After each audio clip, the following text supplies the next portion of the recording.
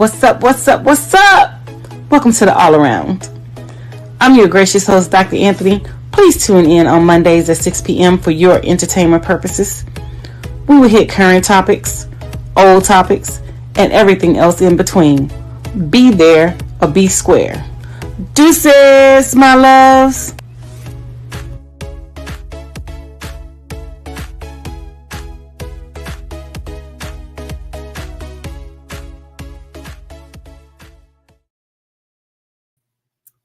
Hi, welcome to another great episode of the All Around. I am your gracious host, Dr. Anthony, and we have some amazing topics. We have everyone in the house, so I'm hoping Mark will join us, the producer, and we have the beautiful Miss Ida B. So without any further ado, Mark, let's just go ahead and bring out Ida so we can go ahead and jump into these hot topics and into these different lanes. How are you? How are you? I am well. I miss my family. Hey, everybody. Yes, honey. I had my first real loss in my father died. Never had anyone close to me. The past one, and it was the most comical funeral. It could have been a my deal. My stepfather ran a liquor house for 45 years. Every drunk in North Carolina was there. The city was safe for 2 hours. But what have you been up to, Boo Boo Kitty? Went home for spring break, chilled with my mom. Didn't get an opportunity to go visit with my dad, so I have to go back and visit with my dad and my stepmom. I was busy helping my mom out and just doing things. I was painting, believe it or not, painting the house. We're trying to, prime it, get ready for summer, spring, and all that good stuff or whatever. So your girl was tired because my mom, she works me like a Hebrew slave. Girl. And today is.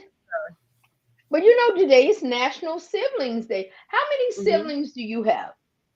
On my mom's side, I have 2 older brothers and a little sister. So it's 4 of us, and I'm the third child, and I was the baby for forever. So I'm one of those that my mom had my little sister and I were 10 years apart. So when she was 5, when I was 20. Wow. Was she mad when you got here? Was she mad when you got here? She wasn't mad, but I was mad when my sister was born. Because I promise you, I threw her ass off the bed. I tried to kill her at first. I'm not going to.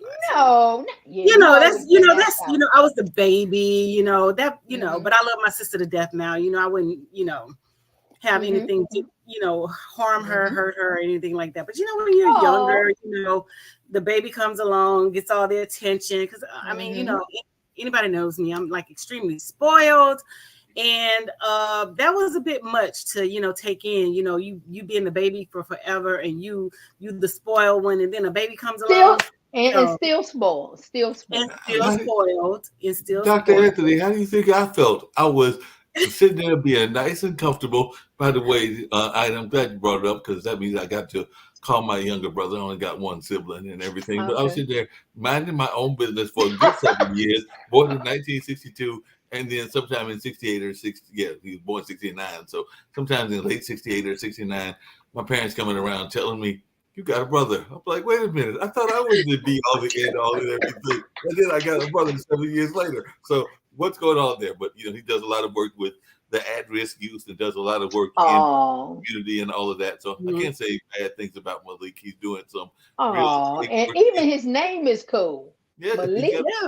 Yeah, got a real cool name, and he does work with the at-risk youth, and he's fighting some ailments of his own because he's got MS, and that actually took one of my aunts away and all of that. But he lived with it for a long time. I think he lived with it for about 30, 35 years. So we're hoping that Malik will do the same thing because with the advancement in medicine, that can happen and all in that space. But he's got those, I call them the Batmobile cars because he's got those cool slingshots. So he's actually the president of our local Polaris Slingshot Club. So I can see Dr. Anthony and you driving around in one of those Batmobiles because that's what they look like. They just look like. They do. They are pretty cool. They do. And so on my father's side, it's 9 of us. It's 5 girls and 3 boys. So he was fertile. I'm the oldest on my father's side, and so I have little sisters over there as well. But I come from a very unique dynamic. I'm my parents' only child. And so I have a lot of siblings. And you? Well, I have 4 siblings from it's 4 of us from my mother, and then she decided one day she came up with this crazy idea to marry a man that had 7 kids. We became the instant Black Brady Bunch on the block, and I had the nerve to have a crush on one of my brothers because we were teenagers. So I'm like, how dare you ruin my life? That was gonna be my baby daddy. How dare you, mama? You know. And we became like, you know, the Brady Bunch. We lived in the Amityville horror house because, you know, with that many kids, you just need that much room. Mm-hmm. And everybody loved coming to the house, even despite my mother always threatening to spank your bottom. And my mother was strict, and my father was my stepfather, who now passed away. He was like the cool dad that everybody liked. He let all of them learn how to smoke. Now I'm from North Carolina. You know how when they prime tobacco and they wrote, and people they were smoking real tobacco leaf and stuff. Mm-hmm. And some siblings I think are important, don't you? You know, and I have some of my friends that are the only child, and they always wanted siblings. So when they would come to our house, they would love it. And it was so many of us with one bathroom. I would go to the bathroom from 5:30 to 5:45. We had that, you know, you had to put on. And after a while, my mother said, "You're not in there washing the nation. Come on out. You ain't there washing the nation. It don't take what they use the Prince and such. They should tell you hit those highlights. You know how they'll make you take your bath at night and you wash up in the morning. Oh no, they won't play that all that being in the bathroom." Hey, Dr. Anthony, you bring up an interesting question. How many of y'all have heard of these folks that, you know, have been fortunate enough or unfortunate, depending on your point of view, to have children, and then they have the children grow up, and then they get the children on all the way out of the household, and then they turn around and they get married, and maybe the other person doesn't have any children, so then you turn around and you talk to them, and they're like, "We're here to have another kid," and you're going like, "Wait a minute, did you just get the first kids out of the house, and now you're going to turn around and have another one?" Because I've had that happen to a few of my friends, but I was wondering your thoughts, Ida, because you hear these folks that are very much, you know, glad to get the kids grown and gone, and then they turn around, fall in love again, and next thing you know, they're having second set of family, and it's not because of a new total relationship, but because of a new parental dynamic. My mother, I banned my mother and stepfather from having kids. I said, absolutely not. This is ridiculous. Because, you know, when you blend the family, you know, they call them bonus fathers and stuff. But with my mother, she became a foster mother after all of us left. So that was her version of dealing with the empty nest syndrome. And for years, we would have, and people, I think when you have your own mother and father, whether you're in one house, you resent somebody calling your father dad, and, you know, who are you and how dare you come? But they had that much love for another people, but we never liked it, but we learned to adapt it. I said, "Mom, you grow." You say, when we got grown, you're going to travel, and she did travel. But I think, you know, for my mother, I think when people become parents at a young age, their whole life have been a parent. They have never known what it like to be single. And when my father died, 39 grandchildren. By the time I got ready to have a baby, nobody wanted my egg. They said, "No, we are good. We enough children here." But it's a dynamic. I think, you know, you think about that when you have family reunion, you're glad you have a big family. Mm-hmm. But no, we were like, "No, y'all ain't having no more children up in here. No, ma'am." And Dr. Anthony, the other thing that Ida mentioned that I found really interesting was, I remember when I was going to school, and of course, that was back in the Ice Ages. We all know that I'm old as all get out and everything. But they would literally have, if you were in rural North Carolina, your classroom would sometimes be empty because earlier I was talking about priming tobacco. So if you were one of those fortunate few that lived in the city limits or wasn't involved in the tobacco, you were going to school. So you might be one of about 5 people because everybody else was in the field. So there, and I know that you probably ran across that too, Ida. And you said, like, there was a few people that were in the school before you got there because they probably had you out in the field. And then when you got there, there were those few that had been in class for maybe a week or two because y'all had finished the priming of the tobacco. Yeah, I'm not sure about that field thing or whatever. You know, that is not something that Dr. Anthony will be doing or would have done. You know, I was just regular going to school, and that's it. and just enjoying the the siblings and stuff like that. Because I have 2 older brothers. They used to beat me up all the time. That's why I grew up so tough and rough. They made me tough, and I don't know. I'm not a bully, but I can't handle my own. I if you start something with me, I will finish it. So I tell people all the time, don't start, don't pick, because once you Speaking of tough and rough, there was a woman that was tough and rough, and she was actually saying, look, I am who I am. I'm authentically me. I've got a bunch of my own NIL deals. And why y'all want to pick on me? Because I decided to taunt somebody at the end of my championship run and all in that space. Angel Reese, go like, what's up? What's it? Is this what she did? Uh-huh. Oh, that was, I was like, oh my God. But so first of all, go ahead. I'm sorry. First of all, let's clear up this narrative that this is the John Cena. This is not the John Cena. This is Tony Yayo. So let's get it right. It's Tony Yayo. John Cena copied, like they always do, Tony Yayo. You can't see me, so he copied Tony Yayo, and he actually on a talk show gave credit to Tony Yayo. So she did the Tony Yayo and pointed to her ring finger, and she was basically saying that whenever we do it is a problem, but when they do it, it's okay. So the counterpart that she's talking about Caitlin Clark, who is the basketball player for Iowa. And so she was taunting the people from South Carolina, taunting other squads, throwing them off, waving them off. Oh, you're not even good enough for me to even come out and hold you to contest your shot. She doing all this, in their face and in their grill.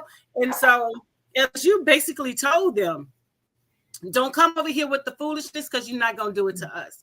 And so they had already put that out there before the final game. And so when she was, pointing to her ring finger and doing it back and, walking around her and stuff, the little white people got mad. Of course, they always get mad. And everybody's like, oh, it's not a race thing. It's always about race. It is a race thing. And I'm big on this. It is always about race. They can do whatever the hell they want. They can copy us. They can do all that stuff, and nothing is said. It is applauded. It's appreciated. And I talk about this all the time on the show.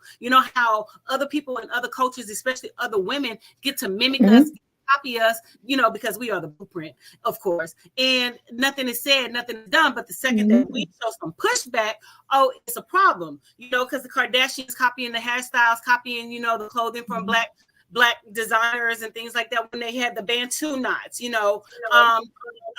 we discovered Bantu. Girl, we been wearing Bantu knots. We been wearing braids, you know what I'm saying? So it's always, it is always about race, and it's always about trying to humble the Black woman. And so she stood her ground, and she's like, no, you're not going to silence me. This is much bigger than me. This is for the little girls who look like me, from the neighborhood that I come from, Baltimore. I come from Baltimore City. This is for those little girls. It's for who you are. You are unapologetically you. And she stood her ground, and she's like, she doesn't have a problem with speaking her piece. And I appreciate that about her. She did not allow them to silence her. She did not allow them to shut her down. She did not allow them to push her in a box, to, back down and things like that or whatever. So at the end of the day, Bayou Barbie, we got your back. And guess what? I know I have your back, because I'm definitely from Louisiana. I definitely support the LSU sports system. I mean, because if people don't know, all the colleges in Louisiana are under the umbrella of the Louisiana State University. So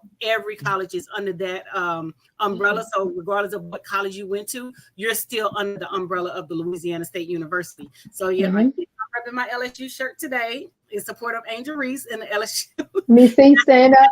Team. But it just goes to show you how they try to create these double standards for white women. Oh, it's okay if they do it, but it's a problem when we do it. And it's always like that. And it's always, because they're like, oh, it's not race. No, it's always about race. And then Dr. Jill Biden, I was a fan of hers up until that point. I think Iowa should come to, it's about sportsmanship. No, you need to learn before you speak. It ain't about no sportsmanship. Iowa lost. She got her ass handed to her on a silver platter. So she needs to take her little ass back to Iowa and sit over there and reminisce about, the mistakes that she made and what her team could have done better to pull that victory off. So you don't just, up and say, I'm going to invite the losing team. So you're taking a shot away from those Black girls, because quite naturally, if those those black girls, which LSU is predominantly black, would have lost, would you have invited them to the White House and said, "Oh, it's about sportsmanship"? We already know you wouldn't have. So you were just trying to compensate for the white girl, and because she lost, and you thought that she was going to win, but Angel Reese put you in your place as she should have. And speaking of people being put in their place and all in that space, I do have that reel from the lovely Angel Reese, and you pretty much summarize it, but it's only about 40 seconds. So let's check out what Angel Reese had to say herself. Well, I'm happy. I mean, all year I was critiqued about who I was. Nobody. The narrative. I don't fit the narrative. I don't fit in the box that y'all want me to be in. I'm too hood, I'm too ghetto. Y'all told me that all year. But when other people do it, y'all don't say nothing. So this was for the girls that look like me, that's going to speak up on what they believe in. It's unapologetically you. And that's what I did it for tonight. This was for it was just bigger than me tonight. It was bigger than me. Twitter is going to go in a rage every time. And I mean, I'm happy. I feel like I've helped grow women's basketball this year. I'm super happy and excited. So I'm looking forward to celebrating in the next season. Good for her. Yep. Yeah, and I'm glad she stood her ground. And the young lady, which I think you said her name was Caitlin. I'm not a sports person, but they explained that's how these games work. And when adults get into these college and high school games and try to input, I do like how Shannon Sharpe and some of the commentary taters, they said this is what they do. And the young lady even said, "Why would you invite me to the White House?" She even said, no, they're the champs. Why would I go? And so I like it when the young people are more adults than the grown-ups. They understand. Are they Gen X, Y, Z? I can't remember which gen they are, but they get it. And what it did, it brought once again a highlight to the double standards of black and white. And that young lady ended up getting so many endorsements. I think we have almost she's getting ready to be a multi-millionaire based on that. So I like it when black people, we do support each other because, we're the first to go down. So when we, like I said, I don't even follow basketball. And it's another young lady that looks like her that won a champion, Dee Dee. They said how people get those two people confused. And the other young lady, I think it was three of them. One of them was on America Got Talent, and she's a rapper. And Lil Wayne is going to have her on his next album. So I love it when we could. Flau'jae Johnson. Yeah, I couldn't pronounce that name. I wanted to, my spirit, my Shana.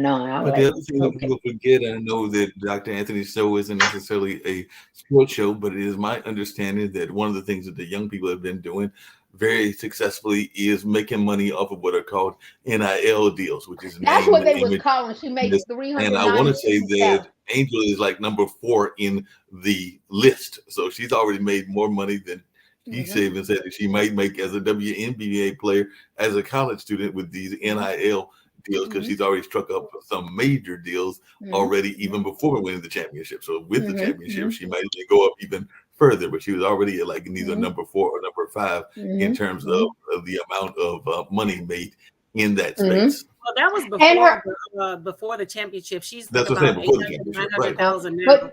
But now they said she's the number 1 for both. And her cousin, actually, she's cousin with the guy that won UConn. Their cousin, correct. She has a cousin that, so I love the family affair, the whole issue with it. And like I said, I always tell people this is always the year of the black woman. But one black woman who was catching a lot of shade, the cousin Monique. She sued Netflix to get, she said they was doing her wrong. And it was she didn't appreciate how it went down. So everybody last weekend, her comedy show came out. And it's a 2 out of 5. It's a 2 out of 10 for most people. And once again, coming back to the black woman, I know you get ready to attack because she's saying attack. I can see the head nodding right now. And so, yeah. And so when people, I'm always for the comments. And some people, I get probably halfway through, and I like Monique. I used to do but it's just so much profanity, so much just. And so she sort of kept dragging some of the same people she dragged, Oprah, Tyler, Steve. And then I think she talked about she being bisexual. So at some point it felt like a talk show instead of a comedy show. And, and so Dr. I think, the thing about us Black people, sometimes we don't give her permission to say, I don't like a person. I didn't enjoy the show. So then they try to make, oh, y'all hating on Monique. Well, to something, Monique kept put herself in a place where she sued Netflix and said, I'm just as good as these were. And that, I don't want to say her name too much because I don't want her to come for me. But at most, it didn't cut the mustard. So where you go? Well, I don't care if we say her name or not. She can come. Where did you watch it? You know what I'm saying? I didn't watch it. I think like after, when did I stop supporting and watching Monique? I think after, she did the comedy special. I mean, not the comedy special, hosting BET when she did the Beyonce and, stuff like that or whatever. I was really into Monique and things like that. But when she started getting outlandish and, all the crazy, the bonnet. And she talked about the bonnet. I didn't support her on that. You know what I'm saying? Because my thing is, regardless of, people wear bonnets or not or whatever, who are you to tell somebody what they can and cannot wear in public? You know what I'm saying? Mm-hmm. That's closed door conversations. Mm-hmm. I'm not your keeper, you're not mine. But at the end of the day, I think I stopped supporting her around that time or whatever. So I don't really look at anything that involves her or, that she's doing or anything like that or whatever. So no, I would not be. Dr. Anthony, question for you, because you mentioned it, and it is part of the narrative of whether we support our own or don't support our own and along those lines. But there are two power brokers, and one of them Ida just mentioned, that are looking at making BET Black owned once again. And they're in a bidding war with each other. So right. What are our thoughts about Byron Allen and Tyler going after BET, and will that make it Black owned again, and will it have more Black programming? I was talking to a friend of mine, and they were actually afraid that we're going to see nothing but a bunch of Madea movies if Tyler gets it and everything, and we see any of his other movies. There'll be a delay.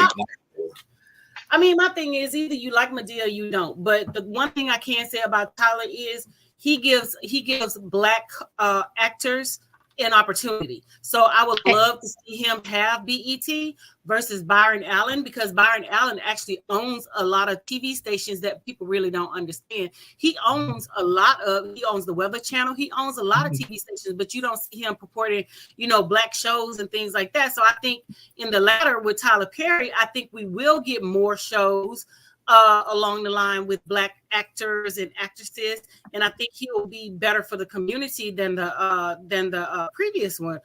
Whether you like Madea or not, Madea brought him the notoriety that he has, and he has given back, and he always supports his Black, like I said, he always supports his Black actors and actresses, and he gives them jobs, and he gives the actresses who are not very well known, he gives them opportunities, and he puts them in position of power, and he puts them in positions of, positivity to do what he needs them to do. So I am definitely Team Tyler. I hear you. I personally would like it to be a partnership. I think a little of both. I'm tired of Tyler putting these brothers in these bad wigs. I love Tyler Perry. But I think, I think sometimes when I thought you was going to go down, I think it put me in mind a Black Wall Street. We do need to own things. We do need to have a seat at the table. As a matter of fact, we need to bring our own table and our own opportunities to bring. And is Tyler Perry the ideal person? Oprah done it with best. Own TV, own network. And so I think the thing I love about Tyler and I dislike about, we need to go back to that we are very prominent in every industry, that we don't have to depend on people. And I think it's all of them. I know a lot about Byron Allen, but I would love if they could partner too, which I know that wouldn't be realistic. But I think Byron's just a businessman, because at the end of the day, this is still about bringing business. And whoever takes it over is going to have to woo the Black community back.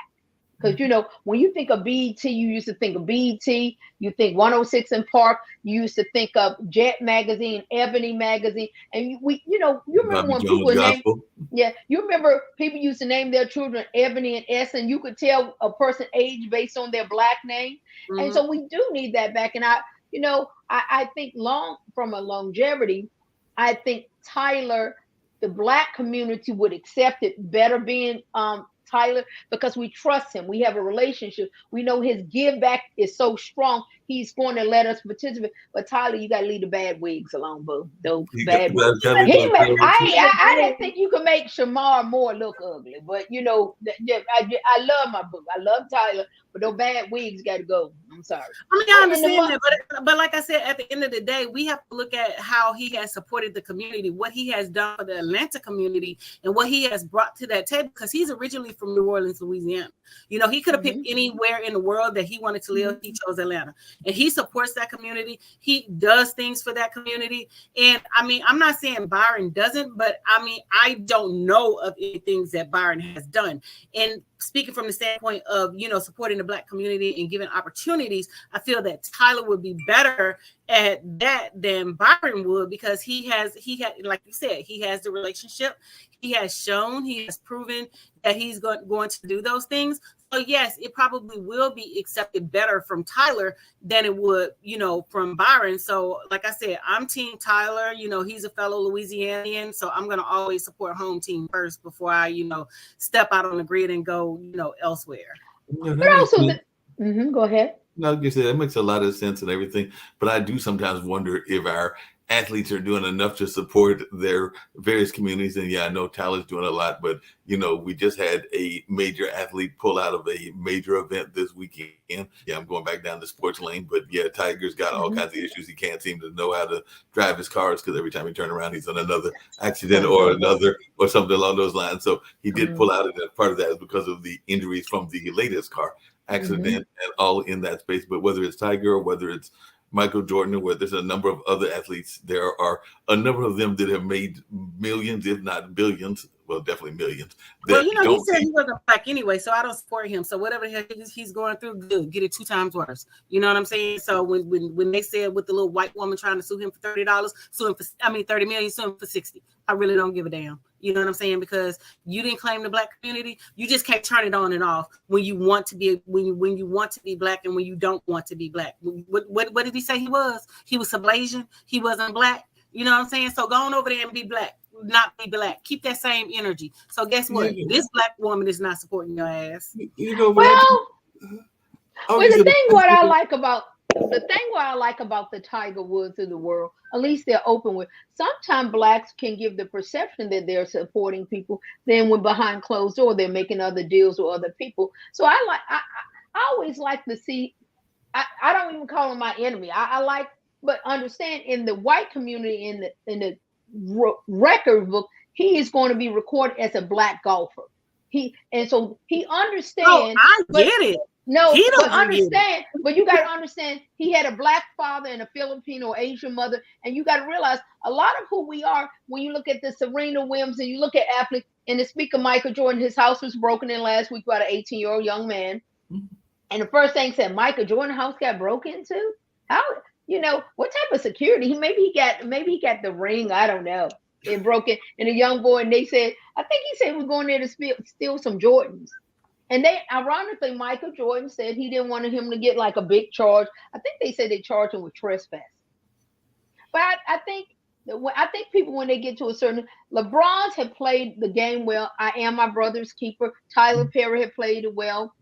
Russell Wilson. And I think sometimes, I don't know if I would want to be typecast in that I'm my brother's keeper for the Black community. Because depending on sometimes what industry, entertainment or different stuff, sometimes the Black community can throw shade at each other. Well, I saw some shade thrown in Clubhouse recently because I was in one of those rooms. I think it was predominantly a reparation room, but it could have been some other conversations going on as well. But part of the conversation was whether some of our brothers and sisters are not claiming too much of their Indian roots. And I know that everybody here has some Native roots and all of that, but they were wondering if some people are using it as a ploy and maybe not using it correctly and all in that space. But I was wondering you two ladies' thoughts on that, because it was a quite interesting room. There were some people that were like, wait a minute, you know, you don't have the quote unquote right percentages. You haven't gone through the right government channels to be named a member of this tribe or that tribe. And they even tied it into the Trail of Tears and a number of other things. But like I said, it was an interesting conversation, but I was just wondering y'all's thoughts, because there are some people that are proud of their native part of their African American heritage, and there are some others that aren't as proud. And we've even seen how that can even play some role in the way that the Latin American community treats us, because some of them identify more with their indigenous side than their Black side. But that was another thing that I saw on Instagram, which is a post that showed that there are 10 major countries, including France, including Mexico, yes, ironically Mexico, and including Haiti. Well, we know about Haiti, but a number of them that you would not expect that have a large African American population in their communities. Oh no, we're everywhere. But the thing about it is, the Native Americans, prior to the government stepping in and giving back reparations and things like that, the black Native Americans were accepted, heavily accepted. The second that they gave money, then they shut them out. And they put mechanisms in place so that the Black Native Americans could not be recognized and would not be able to receive that money. So I think a lot of the African Americans are not even, you know, trying to go down that route, because, you know, you're met with so much pushback and things of that nature. Both of my grandmothers were Native American, and on my mom and my dad's side. So I mean, like you said, we do have some mixture in there, but I mean, is the fight even worth it? You know, because they are still trying to, you know, basically shun the Blacks from, you know, receiving those reparations and receiving that money. People got to understand that the Native Americans also owned slaves. So their hands were just as dirty in slavery as Mexico and those other countries. They also owned enslaved people. So their hands are just equally as dirty. And, you know, when slavery was abolished, a lot of these people did not, you know, own up and admit to any of these things because they did not want to pay. You know, because my thing is, I wasn't over there when Hitler was throwing y'all asses in the goddamn incinerator. So why the hell should, you know, we pay reparations to y'all, but y'all got reparations, but then y'all are, you know, pushing back that, oh, Black people don't need reparations. Yeah, give me mine. Run me my money. Give me my reparations. When the Asians came over here, when they bombed Hiroshima, or if you want to call it Hiroshima, when they bombed Hiroshima, you know, they received reparations. Black Americans didn't have anything to do with that. That was the American government. So why should my Black dollars go over to support you? You know what I'm saying? And, you know, it's a lot deeper than just, you know, claiming to be Native American and just claiming to have those, you know, ancestral connections and things like that or whatever, because they purposely omitted Black Native Americans so that they would not receive the benefits from the government. So when they was over there talking about, oh, they on the reservations and they doing this and they doing that, we need to support. Hell no, I'm not supporting nothing, because when my ancestors was similarly on those reservations, you denied them. So guess what? I don't want my Black dollars helping you either. Yeah, that makes sense. Speaking of people getting support, I know that the other thing that was very much in the news was those lovely things going on with shootings. And apparently there was that Christian shooting that went on in Nashville, and the two brothers argued about the way that whole thing was treated, and they went to their state legislators and they made a successful protest and all in that space, and then they got ousted. I understand that they might be getting reinstated, at least one of them, if not both of them, but they did make that protest. And ironically, the two brothers got ousted. The one white woman, she managed to skate by on 2 votes or something along those lines, but she got off and all in that space. But I just wondered your thoughts about this, because this apparently involved just about everything that's being talked about in society, from Christian education to the rights of the trans community, because I think the shooter was a member of the trans group, and all of that, to now this whole notion of what is allowed with protest. I mean, but it just goes back to, you know, again, it's a black and white issue. Everything, you know, people don't want to say it's about race, but it's always about race. When the young brother, Justin Pearson, walked in with his dashiki on, they had a problem with it. They said it was inappropriate. It wasn't professional. But who are you to say that our clothing is not professional? But that's what they do. You know, they had a law passed with, saying that Black people can wear their natural hair, braids, and dreadlocks, and all that stuff or whatever, because the white people felt some type of way, and they didn't think that it was professional. So in terms of their standards, it wasn't professional. So they feel like that they violated whatever decorum that that was put in place. And so basically, to me, what it was, nigga, you need to get your ass back in place because you too damn uppity, and you need to learn your place. So that was a power move on their part, and that's basically what they were saying. Ida. Well, I need to just start bringing my invisible pearls to some of the. I have some real pearls. I'm going to start clutching them. I hate my poor shirt says just do nothing. But some said no, Ida, you can't let her just do what she wants to do, even though it's her show. Okay, she says. But come on now, basically, but read between the lines. Read between the lines. Let's just be realistic about it. You know what I'm saying? Because just a few weeks before all of this has taken place, the white congressman, whatever they call him over there, he brought to a resolution to the floor that he wanted the death penalty amended, and he wanted to hang motherfuckers from trees. Then he got so much pushback on the statement that he want to hang people from trees that he had to come back and recant. Oh, I'm sorry. No, you wasn't sorry. You just sorry that you got caught, and you sorry that the people gave you pushback on saying that you wanted to hang people from trees. So let's call a spade a spade. That's exactly what it is. They wanted to put those young Black brothers in place. You know what I'm saying? And so what they did was they wanted to silence them, but what they failed to realize is you gave them a bigger platform. You open the floodgates. You turn on the information to national TV, to national publicity. So it was isolated within Tennessee, but now it's widespread. But that's basically what you were saying, nigga, be quiet, and you need to understand your place. That's basically what they were saying without saying it. But he want to say. Speaking of people keeping their place, there's a brother that is going after a major person, and some folks are saying that he is stepping out of his bounds. I don't think he's stepping outside of his bounds. I think he's got a fairly good case, and he probably could even win the case since he's got 34 indictments and all in that space.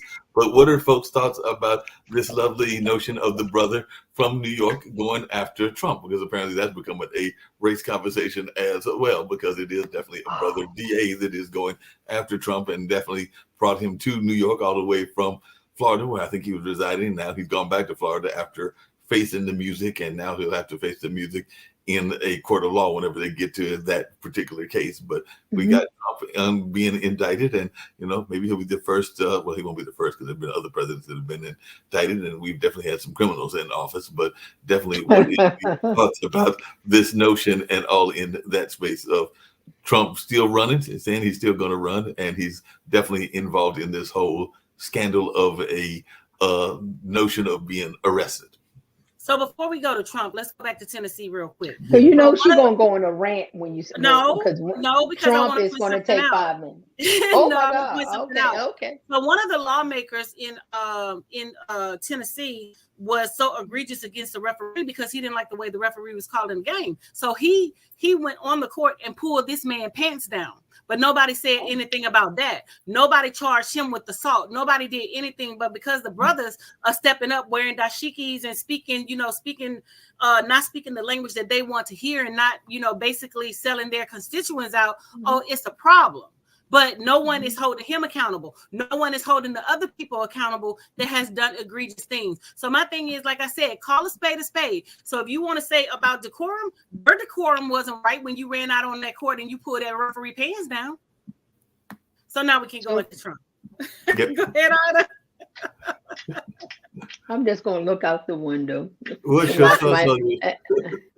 Well, I always take it from a marketing point of view. It's no news. I think what people want to do, everybody wants to be Trump. Trump or everybody wants to. Now, understand there's no news such as bad news. And you got people that are vying. So they do these outlandish things, whether the mic is on or not. But you got to realize it's only enough room for one Goliath, which is Trump, and do these ridiculous things. Now, understand, he got these followers that are saying, okay, I can find Tennessee, I can find some way for me. So Trump, once again, it comes back to this January 6th and getting elected. Trump is telling the white man, don't ever be quiet. Don't contain those thoughts. And you remember how D.L. Hughley said it best, the worst place a black man could be is in a white man's mind. And so I like, so do I think some of these people are racist? Most definitely. Do I think they're playing the race card to their advantage? And they want that media attention because these are not naive. Yes, they might be from the backwoods, but these people, it's some intentionality behind it. And then that does require the black community, the brown community. We need to bring the same vigor to the table as we manipulate, because you got to realize the media is manipulating some of this. They're picking and choosing what make it to the shade room, what make it to Fox News, what makes it to CNN. And I think if I get into the Democrats to the Republicans, the Democrats are always going to take the gentleman route. And the gloves are off. You're in an arena where we have to fight for the American people. Black, brown, all that. And I think that sometimes the Republican now have found such a wonderful niche. They said, I want to say something. I want to say lynch the black person. And all of a sudden, my social media follow went up 1 million. Like we'll look at the young lady from LSU. When that young lady, I didn't even know who the young lady was. She said she woke up and she had 4 million followers the next day. So it is something into going viral, being offensive, being ridiculous. And I think as Blacks, sometimes we still are paralyzed. We want to either take the MLK route, the church route, and I think we don't know how to play off of that. We do have to play off it with our money. We do have to play off it with voting. But sometimes when I come on here with Dr. A, I'm like, oh my God, I'm going to be able to do it. Can you do it? Can you do it? You can handle it. And speaking of handling it, there was another sister from one of the Carolinas, and I know that we sometimes tease that other Carolina, but I loved her attitude. And yes, I'm going to use the sports lane as well, because she said something that you just said, which is that too often we think, or people think, that they're not being heard, and they probably are being heard, because what you say you think you're saying it in private, it will come back, because there are people that are on various camps, including some of our camps, that are actually listening. So if it's all right with you, Dr. Anthony, I want to play a clip from Dawn Staley, and let's hear what Dawn Staley had to say about what was going on in this sense. So don't mess with her. We have other coaches, your colleagues, have sitting in that spot and talked about you all being bullies. What's the truth about your team? The truth about our team, okay? It's a good question, okay? We're not bar fighters. We're not thugs. We're not monkeys. We're not street fighters. This team exemplifies how you need to approach basketball on the court and off the court. And I do think that that's sometimes brought into the game, and it hurts. Okay. And I do think that some of I'm gonna say it because I said I was gonna say it, whether we lost or whether we won.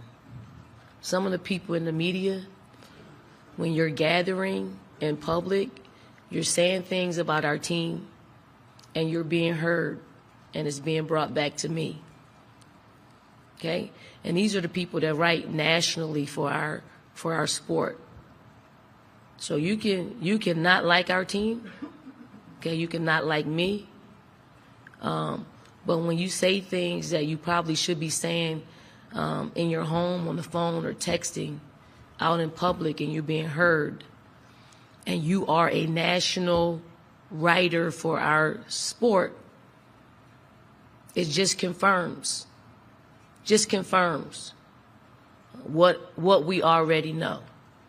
So watch what you say when you're in public and you're talking about my team in particular.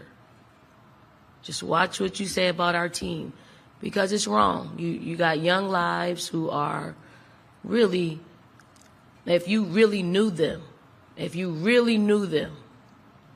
like you really want to know other players, that represent this game, you would think differently. So don't judge us by the color of our skin, okay? Judge us by how we approach the game. And you may not like how we play the game, may not like it. That's the way we play. That's the way I coach. I'm not changing. We found success in it. And maybe some days, like today, we end up on the losing side of the stick. But guess what? We live to see another day. We live to see the comeback next year and try to do this again. Because I'm not changing. I'm not changing. But I hear you. I hear you. I hear you. Because I do have friends in the media, whether you believe it or not. I do have some friends in the media. So for those of you who were at whatever event you were at that was nearby this arena yesterday, you were heard. You were overheard talking about our team. So, Coach, we're going to take. Okay. So again, it just goes to show you how they try to vilify Black women in anything that we do. Basketball is an aggressive sport. So if you're not out there bringing it and you're not out there doing your thing, you're not out there playing the game the way it's supposed to be played, then sit your ass down, sit on the bench, go to the back seat. I was an athlete. I played basketball. I played street ball. I did all those things, and I hoop with dudes. And so in order to improve your game, that's what you have to do. You're going to be out there. You're going to be talking smack. You're going to be doing all those things. But at the end of the day, it shouldn't take away from who the person is as a person. And that's what they're trying to do. They're trying to vilify Black women and Black players, and not say anything about the little white players on the other side, because she was over there talking smack, doing the Tony Yayo, doing all those things, and nothing negative or egregious was said about her or their team. And they tried. And for example, they tried to make a video doing the High School Musical song, whereas LSU was, we're gonna set this bitch off. They was doing Boosie, whatever. So it's a tale of two cultures. You over here, playing High School Musical, and we over here really getting crunk about to bring that drama to that ass like we did. And the world just erupted and had a problem with it. Yep, so it just goes to show a tale of two cultures. Yeah, tale of two cultures for sure. Speaking of tale of two cultures and everything, the other thing that I had mentioned to you, Dr. Anthony, and I'd love to hear Ida's thoughts about this, is that here in North Carolina, there was a Republican lawmaker that recently decided to switch over and become a Republican. So she said it was because of the bullying she was getting from her Democratic fellow politicians at the time, and she might have had some other things, but I personally think it might have been a case of wolf in sheep's clothing. We do know that there used to be historically a group called the Boll Weevil Democrats that were very much Republican oriented, and she might have had some of those same kind of values, so she just went ahead and claimed the values that she was already claiming in the first place. But yeah, they definitely became a case of they're now having a supermajority, I think, in the current legislatures here in North Carolina because of her switching over and everything. But it did become some major conversation. I was actually watching on a news clip earlier today where one of her supporters, who had actually played ball as well, because I think she used to be a coach, also was saying that this particular woman had some values that were similar to her values, and she was a fellow Democrat, and now she's going to have to reevaluate her support for this particular individual. So I was just wondering your thoughts, because we've seen a couple of these folks do that, even on the national lane, where people have either dropped off of one party or another. Because I think there were a couple. I think Sinema recently came out as a independent when she had been a Democrat, and there were some other ones as well. And now there's even talk of Howard of Manchin running as a third party candidate. But I just wanted your thoughts. Is that maybe this is just a case of them coming out as to what they already were? You want to go? You want me to go? You can go first. Thank you, young lady. I think people want to win. If when you think about, I had my CPA, he said, "I don't pay for you're a Republican. I don't know why you fight so hard for these churches and give your donation to people that they're not winning, because really behind closed doors, people want to win." And when you get into the narrative of saying, "Okay, where will I be in 2025? Do I need to be so See, one day Dr. Anthony is going to go viral because she reminded me of that sister back in the 90s. She had that dashiki and she was very strong, very vocal. You know who I'm talking about, Dr. such and such. I wish I could her name. And and she talked about the power of the woman vagina and said she was very outlandish. We will never be forgotten. And so you got to realize people don't want to be forgotten. And now people realize that they can be heard and they don't have to suppress their thought. See, years ago, backlash was really real. But backlash builds followers. It builds visibility. It makes people come to your page. But at the end of the day, most of the average person, other than a politician, can't stand the heat. That's why they don't get in the fire. Because like you said, it's about winning. People think Trump is going to run the Republican. So you got people doing something in 2023 that's going to marry up, going to render a fruit in 2025. So you see people are coming apart. He said that, I don't follow politics that much, but you got the Democrats, the Republican, the third and the liberal. And so they have decided that the Republicans are going to take back over. So whatever bid you're going to do, racism is profitable. It's profitable to be racist. It's not popular to be Black unless you have money. So people are like, what is that Candace Owens? She had found a niche and she's riding that out because that niche goes into her bank account. Are you mad at people that they're doing this? I always say, I'm not concerned about the Candace Owens. I'm concerned about the person that's having private dialogue. They're throwing their American dollars behind these organizations and we're not aware of it, but they really think like that. Our colleagues, our next door neighbors. So I love it when people just show their bottom and stuff. And these people aren't switching. This has been their views the whole time. But now they're just like, I've been trying to understand TikTok or social media so I could gain following. And, I had someone, they said, well, Ida, ditch the spiritual stuff. Ain't nothing in it unless you're going to be really crazy and go really left with. This is where the trend is. This is where it's profitable. And then you got to do like Michael Jackson and look at the man in the mirror and say, is that me? Can I live that out when nobody's watching? So I hand over to you, baby girl. And then we do got to talk about the Dalai Lama, but talk about your cousin first. Talk about your favorite person. No, I'm just saying. I mean, the thing about her switching, she was a Republican the whole time. She just used the Democratic nomination to, get in office and to get her feet wet and to get where she wanted to be. So, when they flip-flopping and switching back and forth, this is what you wanted to do the whole time. And you found a niche, like you said, to, get yourself in office and, you're trying to blame bullying and harassment. If it was bullying and harassment the first two times that you were elected as a Democrat, you would have said it then. So quite naturally, you're telling tall tales and fabricating some things to justify you going over to the Republican Party, which you were already Republican anyway. So it's no surprise there. But in terms of the black man that's prosecuting Trump, he should go after him. Nobody. And the thing about it is, Trump thinks that he is above the law, and these white people are trying to make it, where it's lawless.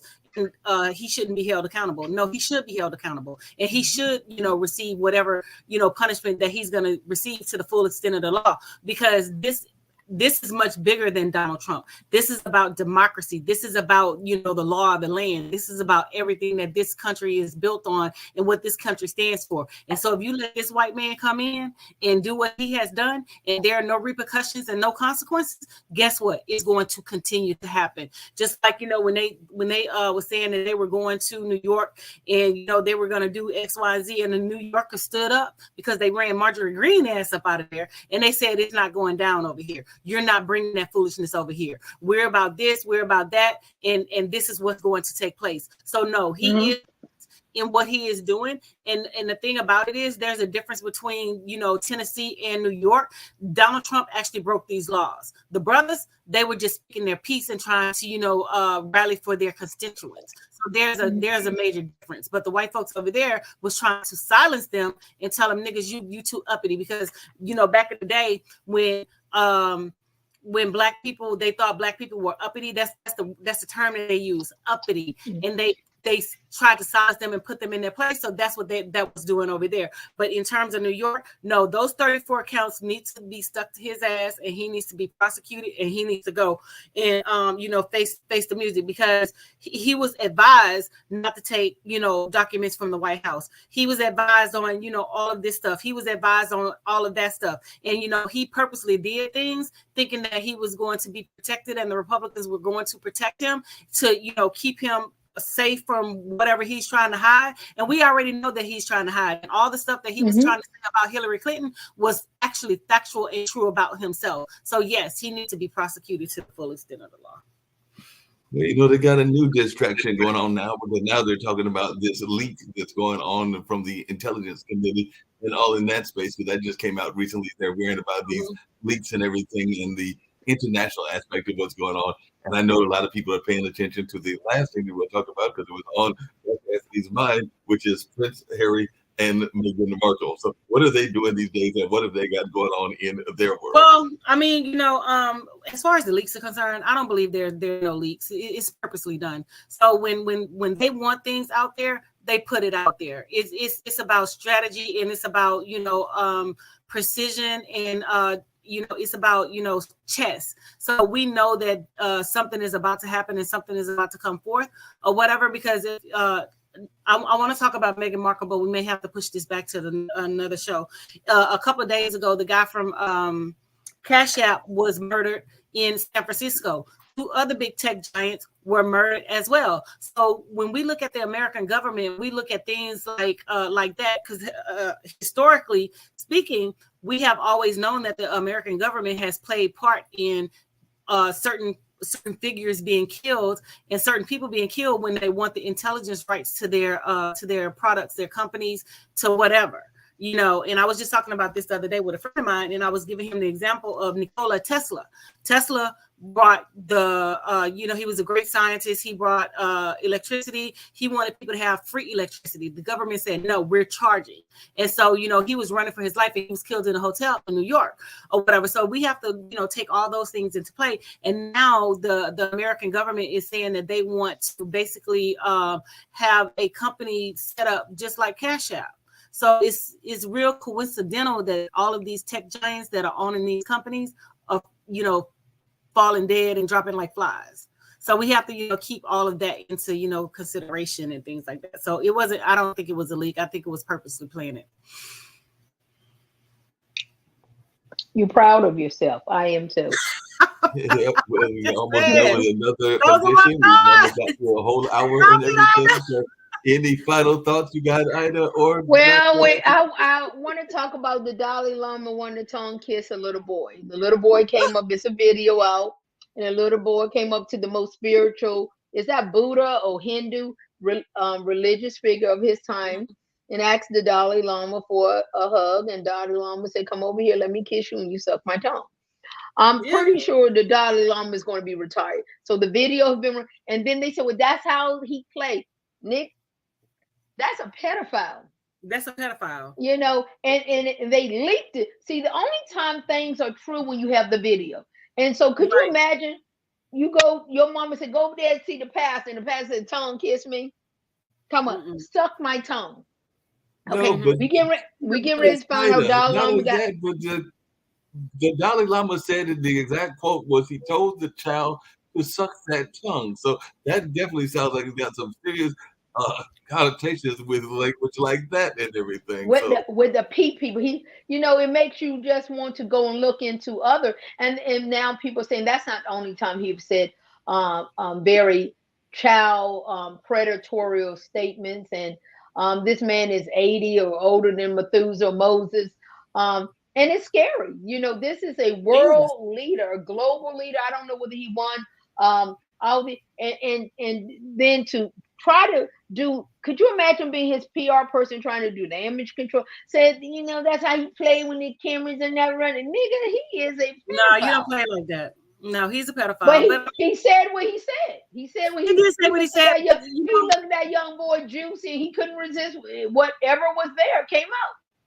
Yeah, and the thing about it is, I mean, if we're going to look at it holistically, the church has harbored pedophiles and has pretty much supported pedophilia. I mean, if you look at the Catholic Church, a lot of those priests were, exiled and things like that. And there's they did a show on Catholicism and Catholic Church, and being nuns, and how the priests would sleep with the nuns, and they was pregnant, and they were burying the babies inside of the church. So it's been going on. So now we're, like you said, we're getting videos. Light is being shed upon the pedophilia ring that's inside of the the spirituality of it, inside of those churches and different religions. Have a major case in Maryland? Because I think there was a major case in Maryland of a bunch of Catholics or something that was just recently having some major incidences. I think that was the last week that I heard that. So it wasn't just over there in Texas. I think there was something in Maryland. Yeah, so they're calling them, they're touching the altar boys. I mean, because they had a case where this young man, he was an adult, and he couldn't basically function right because he was molested as a child, and that was traumatic for him. And so he, told, and then other young men started, coming out telling their stories. And I mean, a good place to start is Law and Order. I know Law and Order is based off of fictional things, but Law and Order also hits upon, true topics. And when they were talking about, the things that happen inside of the Catholic Church, those things actually took place. So but you had Bishop Eddie Long taking down the whole state of Georgia, grooming these young men, and the church was very aware. They paid those young men hush money and have traumatized. So from any spiritual culture, especially in the Bible, you would have spiritual beings telling them not to have sex and making these children asexual. So what he have done is always been in the Catholics just get really dragged for it. The Black church is known for the incest and the pastor knocking up and marrying. So they all are filthy, dirty rags when it comes to children. They can't be trusted. But I'm glad it came out. But like I said, and they're trying to do some damage control. This you can't explain that away. Unless you can't explain it away. And it came out in New Year to wrap up the show and everything. But I did have a conversation with some friends of mine, and they were actually saying that the way that the church narrative goes is that you're only supposed to be involved in the relationships if you are part of a marital unit or some sort of permanent unit, and all in that sense. And they were trying to push back against premarital and other kinds of non-relationship type sexual relationships going on. And I know that there are different things that are said within the Bible, but I think that some people have a narrow-minded view of that. I don't know whether you two ladies agree, but that's just my thought. Yeah, they do. I mean, we can touch upon it on the next show or whatever, because I know we're a little bit over. So I just want to, thank everybody for coming out, tuning into another great episode of the All Around. And we will continue with the great topics. Make sure you click, like, and share. Make sure you check out Ida Bullock at IdaLBullock.com and hit her up. She is a success coach. And we thank Mark, the producer, for always stepping in, giving us some insight. And we will see you guys on next Monday. Deuces, my loves. Bye, everybody.